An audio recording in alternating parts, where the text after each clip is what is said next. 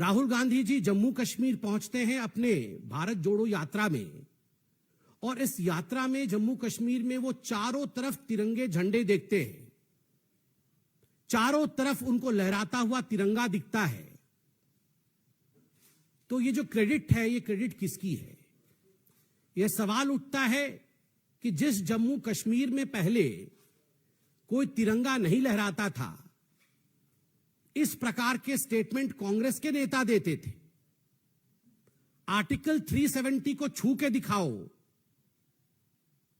तिरंगा को हाथ लगाने वाला कोई नहीं होगा, इस प्रकार के स्टेटमेंट कांग्रेस के सहयोगी और उनके नेता देते थे। आज अगर उसी जम्मू कश्मीर में कांग्रेस पार्टी को हजारों हजार तिरंगे दिख रहे हैं, तो स्वाभाविक रूप से इसके पीछे क्या कारण है, इसकी चिंतन भी राहुल गांधी को करना होगा। राहुल गांधी जी ने आज अपने भाषण में, अपने वक्तव्य में कहा कि terrorist infested Pulwama and terrorist infested places in Jammu Kashmir, Anantnag etcetera, वहां पर आज मैंने तिरंगा देखा। प्रश्न उठता है, किसके कारण टेररिज्म वहां पनपा? What was the reason as to why? What was the policy as to why we had terrorism in these areas which Rahul Gandhi today acknowledged were terrorist-infested areas? And what was the reason as to why these areas today are peaceful?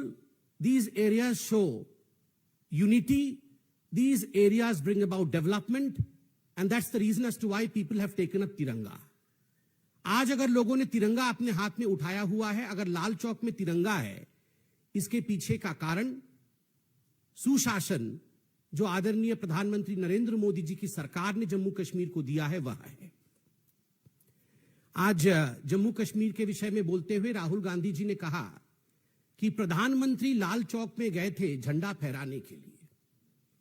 बिल्कुल सही कहा। 1992 में जब आपकी सरकार थी, उस समय प्रधानमंत्री जी झंडा फहराने गए थे, सक्सेसफुली उन्होंने झंडा फहराया था। डिस्पाइट ऑल द चैलेंजेस, चुनौतियों के बावजूद लाल चौक में झंडा फहराया था, और उसी समय संकल्प लिया था कि भविष्य में हिंदुस्तान में ऐसा कोई स्थान नहीं होगा जहां हम धड़ल्ले से तिरंगा न फहरा सके।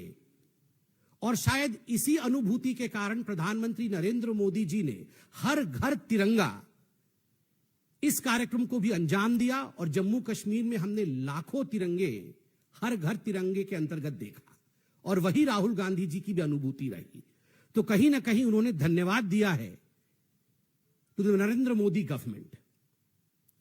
चाइना के विषय में राहुल गांधी जी ने कहा, मुझे तो आश्चर्य लगता है। राहुल गांधी जी ने कहा कि कमजोर देशों को मारना और शक्तिशाली देशों के आगे झुक जाना। The first clarification that Bharatiya Janata Party would demand out of Congress party is, ये कमजोर देश ऐसे कौन है जिनको भारतीय जनता पार्टी की सरकार मार रही है? क्या वो पाकिस्तान को कमजोर देश मानते हैं? It's a terrorist state. Pakistan had sent terrorists to India, unleashed mayhem in India. Pakistan ने आतंकवाद को भारतवर्ष में प्रवेश करने का मौका दिया, और जम्मू कश्मीर में अशांत वातावरण पैदा करने के लिए अगर कोई जिम्मेदार था तो वो पाकिस्तान है।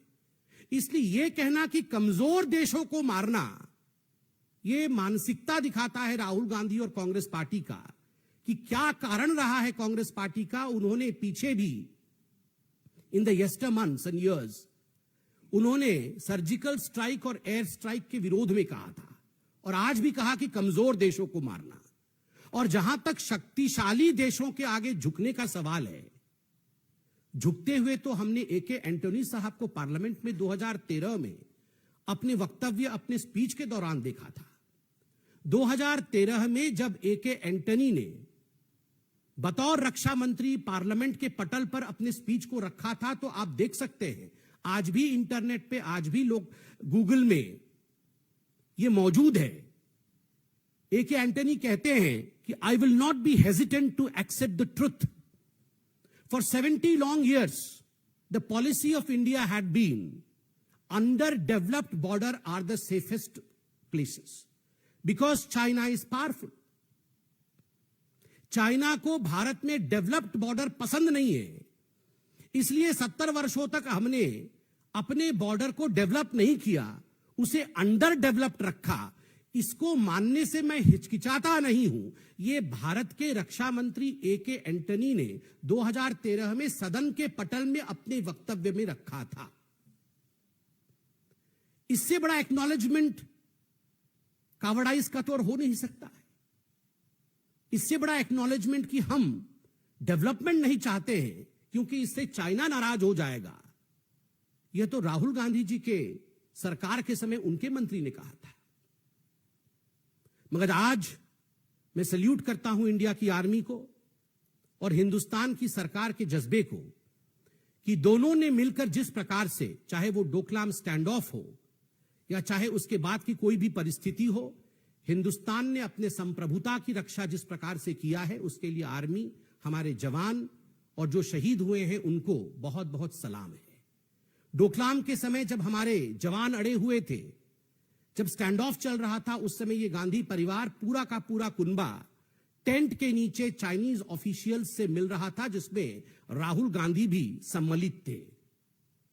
केवल इतना ही नहीं, 2008 में सोनिया जी और राहुल गांधी जी ने जाकर शी जिनपिंग के साथ, चाइना के कम्युनिस्ट पार्टी के साथ जिस प्रकार का करार किया था, जिस प्रकार का मेमोरेंडम ऑफ अंडरस्टैंडिंग किया था, यह भी हम सब ने सचित्र देखा है। We have seen this with pictures.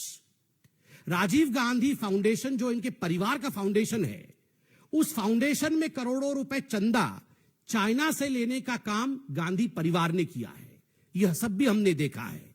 इसलिए कौन कमजोर है और कौन शक्तिशाली है, ये राहुल गांधी बताना बंद करे।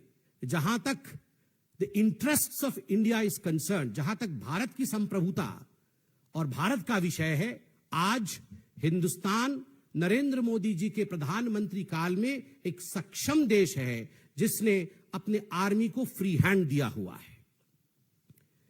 बंधुगण, वैसे कभी कभी तो राहुल गांधी के मुख से भी सत्य निकल ही जाता है।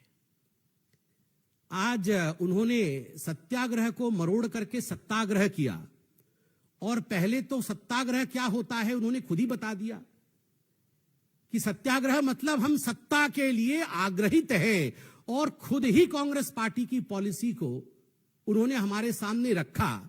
बाद में शायद किसी ने बगल से इशारा किया कि अरे राहुल जी आपने गलती किया है, तो तुरंत उन्होंने उसे अमेंड करने की कोशिश की, मगर एक पल के लिए तो सत्य उनके मुख से निकल ही गया था।